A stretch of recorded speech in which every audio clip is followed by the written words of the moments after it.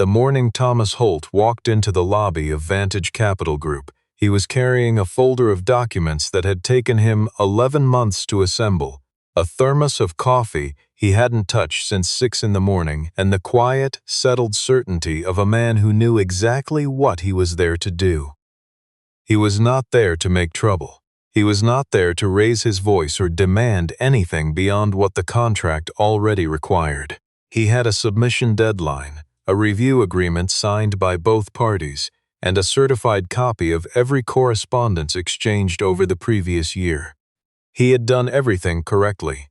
That was the part no one at Vantage Capital seemed to have anticipated. The lobby was the kind of space designed to remind you of the distance between yourself and the people who worked above. Glass from floor to ceiling, marble that caught the morning light and held it, a reception desk long enough that 2 people sat behind it without crowding each other. Thomas walked in wearing a clean shirt and the same work jacket he wore to the shop on slower days. He had ironed the shirt himself, the way Claire had shown him, pressing the collar flat and working from the inside out.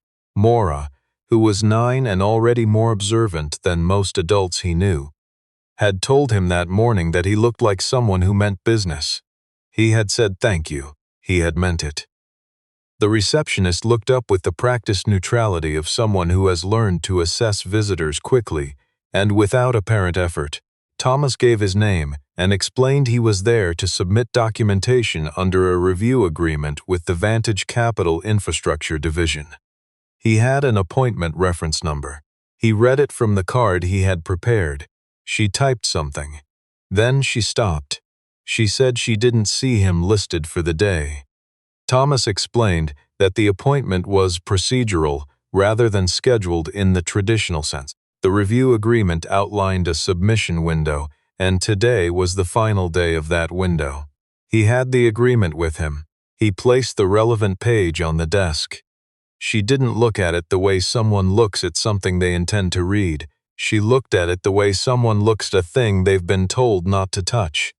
Thomas waited. He was good at waiting. He had spent 11 months waiting for callbacks and follow-up emails and meetings that got rescheduled twice, and then canceled and then rescheduled again by assistants who apologized on behalf of people who would never apologize themselves. He had learned that waiting, done correctly, was not the same as doing nothing. A man appeared from the hall to the left of the reception desk. Not a security guard, something between management and security, the kind of role that doesn't have a clean title but exists in every large building. He asked Thomas what the nature of his visit was. Thomas explained again, calmly. In the same order and with the same language, the man said he would need to speak to someone upstairs. Thomas said that was fine. He stood where he was and waited. There was a pause of about 4 minutes. Thomas had counted them without looking at his watch, the way he counted intervals in the shop when he was listening to an engine that wasn't running quite right. Some things you measure with instruments. Some things you measure by feel. Then Crawford Holt appeared. Not Thomas. Crawford. The name was a coincidence that would have been almost funny under different circumstances. Crawford Holt was the regional director of Vantage Capital's Western operations. He was 61 years old, wore suits that suggested a tailor who had been given very specific instructions, and carried himself with the particular ease of someone who had never had a door closed to him that he couldn't open from the other side. Thomas had seen Crawford Holt's name on documents for 8 months. He had never met him in person. Crawford Holt looked at Thomas the way some people look at weather they had hoped would clear by now. Mildly inconvenienced, mildly amused. He clasped his hands behind his back and said, in a voice meant to carry, that he wasn't sure what Thomas expected to accomplish by showing up unannounced. Thomas said he had an appointment reference number and a review agreement that had been signed by this office. He said he was there to submit documentation before the end of the submission window, as the agreement required. Crawford Holt's expression didn't change. He said the agreement had been superseded, that the project had moved in a different direction, that these things happen. Thomas said he understood that projects evolved, but that the agreement remained in effect regardless, and that the documentation he was submitting was not a bid or a proposal but a record of work completed under contract. He said he wanted it received and logged. Crawford Holt looked at him for a moment. Then he smiled. Not warmly. He said Thomas was welcome to leave the documents with reception. He turned as if the conversation had concluded. Thomas said, without raising his voice, that he had been given that answer twice before by phone, and that both times the documents had not been logged in the system. He said he was asking for written confirmation of receipt. He said this was not an unusual request, and that the agreement provided for it. Crawford Holt turned back slowly. He looked at Thomas with something that had moved past amusement into something colder. Then he looked at the man who had come from the hallway and said, in the same carrying voice, to call the building's security team. He said Thomas had come onto private property without authorization and was refusing to leave. It was not accurate. Thomas had not refused anything. He had not been asked to leave. But accuracy was not the point, and Thomas understood this in the way he understood most things. Quietly, without surprise, by simply looking at what was in front of him. 2 security officers arrived within 3 minutes. They were doing their jobs. Thomas held no feeling against them. One of them asked him to come with them, and Thomas said he would, but that he wanted it noted that he had not been asked to leave prior to their arrival, and that he was complying voluntarily. The officer nodded in a way that suggested he had neither the authority nor the interest to note anything. At the door to lobby, Crawford Holt was still standing near the reception desk. There were perhaps 15 or 20 people in the lobby now. Some of them paused in the particular way. People pause when they're pretending not to watch something. Crawford Holt said, loud enough that it wasn't directed at anyone in particular, and therefore directed at everyone, that some people needed to learn the difference between a contract and an entitlement. A few people nearby shifted their weight. One person looked at the floor. Thomas placed his folder on the reception desk. Face up, the cover sheet had his name, the agreement number, the date, and the words "Submitted for Record" in the top right corner. He placed his business card beside it. Then he placed his driver's license on top of the card. He said in the direction of the receptionist rather than Crawford Holt that he wanted the documents time-stamped, or he would need documentation of the refusal to receive. Crawford Holt told the officers to remove him. They did, politely as these things go. One of them touched his elbow and guided him toward the door, and Thomas walked with them without resistance. As he reached the glass door, one of the officers, younger than Thomas had first thought, said quietly that he was sorry about this. Thomas said he understood. Outside, on the steps of the Vantage Capital building, on a Tuesday morning in late October, the air was the kind of cold that isn't yet winter but has stopped pretending to be fall. Thomas stood for a moment. He looked down at his hands, empty now without the folder. He thought about Maura, who had packed her own lunch that morning because she had decided she was old enough, and who had left the peanut butter off her sandwich because she had also decided she didn't like it anymore but hadn't yet told him. He had noticed the jar hadn't moved in 2 weeks. He reached into his jacket pocket and took out his phone. He made one call. It lasted 6 minutes. He did not raise his voice during that call. He did not need to. The person on the other end was Sylvia Okafor, a contracts compliance investigator with the Provincial Regulatory Office, who had been CC'd on 3 of the 8 emails Thomas had sent over the past 11 months, and who had 2 weeks ago asked Thomas to keep her updated on the status of his submission attempt. Thomas updated her.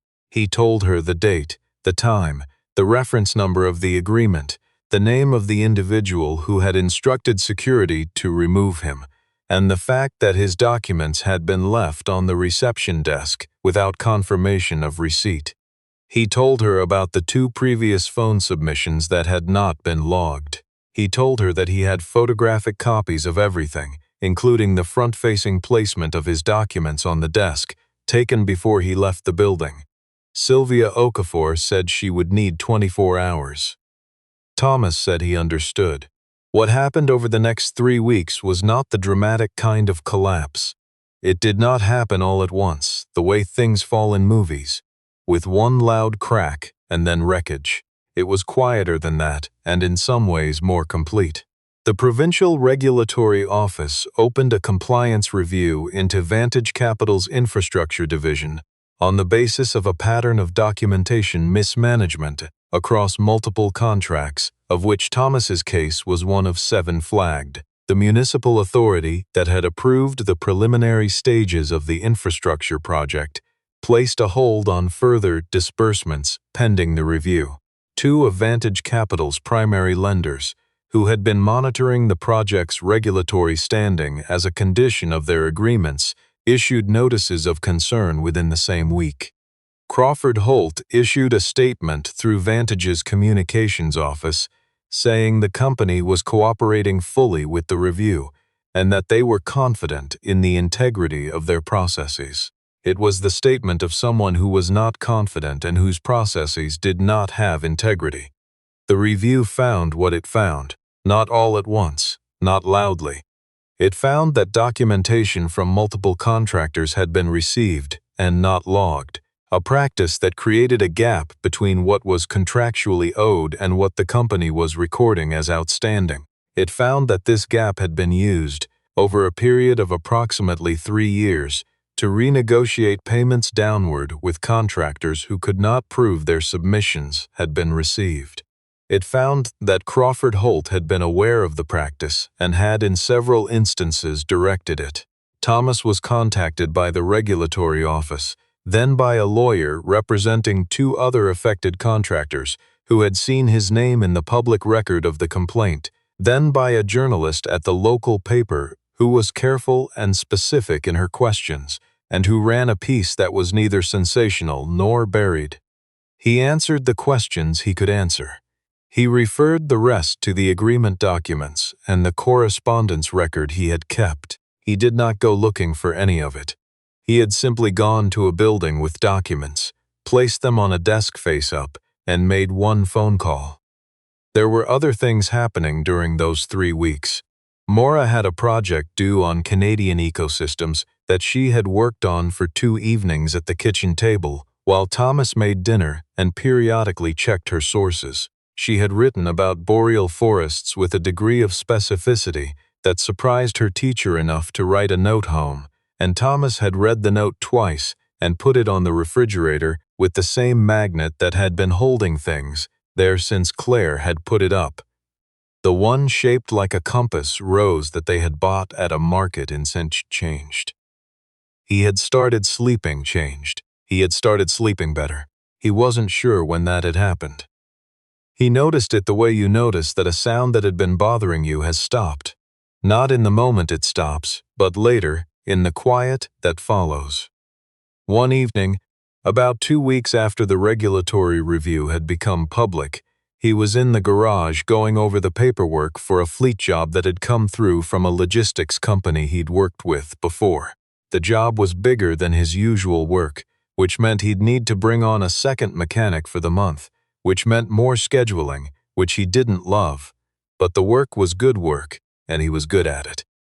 He heard the door from the kitchen open, and Maura appeared in the way she always appeared, which was as if she had been thinking about this entrance for several minutes, and had decided to commit to it. She asked him if he was famous. He said no. She said a kid at school had told her that her dad was in the news. She said she didn't think that was right, but also that she had Googled it when she got home, and there he was. Thomas set down the papers. He told her what had happened.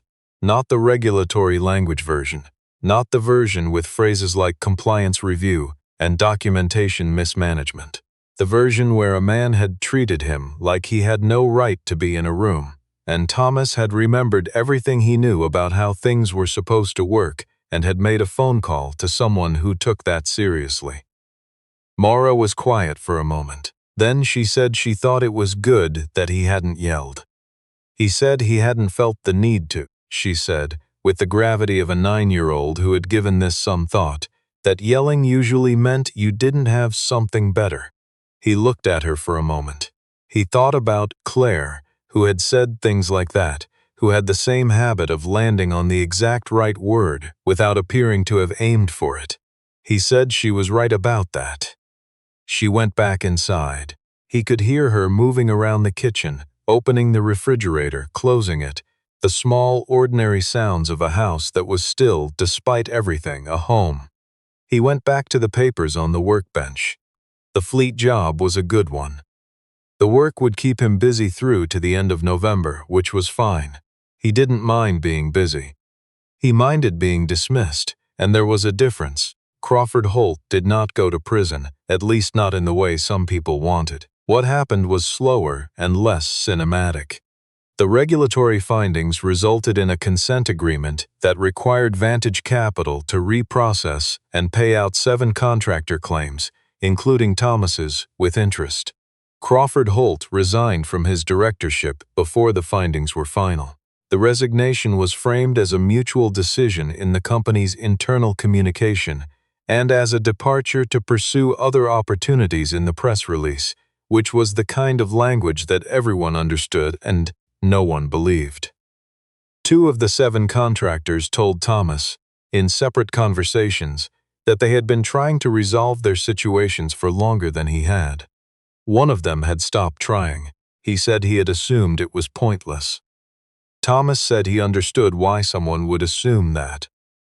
The woman who had been the receptionist on the morning, Thomas had placed his documents on her desk, sent him a message through the regulatory office's correspondence system, which was an unusual channel for personal communication, but she had used it anyway.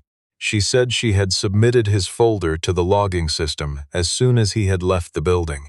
She said she had been doing that quietly for about 4 months, logging what she could when she could, keeping her own copies. She said she was not sure if it had helped. She said she hoped it had. Thomas wrote back and said it had. The morning Thomas Holt walked into the lobby of Vantage Capital Group.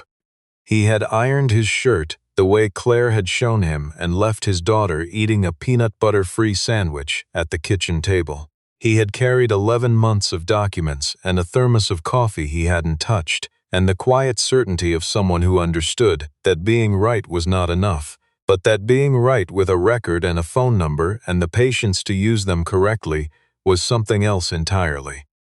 He had not gone there to be a story. He had gone there to submit a form. The form, in the end, was submitted. Everything else followed from that.